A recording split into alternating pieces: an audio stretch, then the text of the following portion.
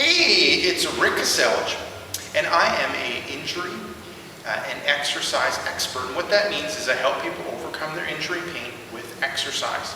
I got a question from a reader asking, do we end up stretching the neck out too much when it relates to neck injuries and pain?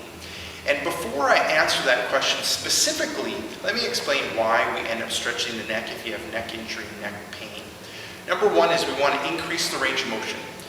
And that's how much movement that you end up having in the neck, which is vital when it comes to fully overcoming the injury and helping all the tissues heal properly within that neck. The second reason would be in order to decrease the muscle tension that's ending up happening in the tissues, specifically the muscles.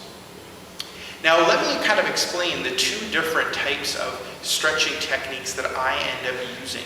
So I'll end up doing like a dynamic stretch or active range of motion where I will get someone to, for example, one of them is rotate their head to the side to the point where they feel light resistance, not feeling pain, and they're coming back to the start. And I'll get them to do a number of repetitions while still being in good alignment and going back and forth. And what they'll end up noticing is their range of motion will gradually increase. That end point where they feel light resistance will end up increasing. And that ends up being like dynamically stretching the muscles. So you're lightly stretching them, and with every repetition you do, you're able to go a little further and further when it comes to the stretch.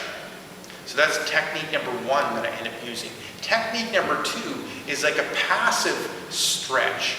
So you hold the neck in a specific position where the muscles are lengthened in order to assist in those muscles being lengthened even more. And you hold it for a period of time. So this is probably common what you end up seeing for neck injuries and neck pain. So for example, I'll end up rotating the head to the side.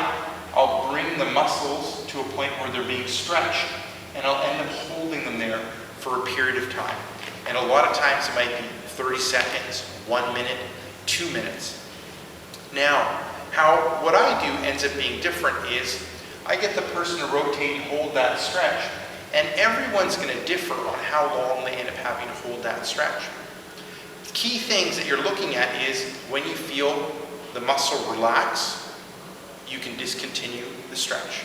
For some people that might end up taking 5, 10, 20, 30 seconds. The second is it depends on what your tissues can end up tolerating. If someone's injured their neck or is in neck pain, they might move into a stretch position, but they might only be able to handle 5 seconds. And forcing them to hold it for 30 seconds, a minute, or 2 minutes will just flare things up. So it's better to stretch the muscles in a point of comfort, even if it's not 30, 60 seconds, 120 seconds. If it's only 5 seconds, you can end up building on that. And then more of an advanced technique is when you feel that muscle relax, you can move to the start and move to the other side or move on to the next exercise. So finally, getting to answering that question of, do we end up stretching too much for people with neck injuries and neck pain? And my answer is yes. The focus ends up being way too much on stretching and way too much focus on the passive stretching. I would suggest focusing more when it comes to the active or the dynamic stretching or the active range of motion. That ends up being more important in order to get full range of motion and to lightly stretch those muscles. And then the second thing is it's more important to end up strengthening those muscles in the neck, because what our body ends up needing to do is hold our head in place as opposed to being super flexible and have superhuman movement when it comes to the neck. So that's it. Thank you very much for watching this video.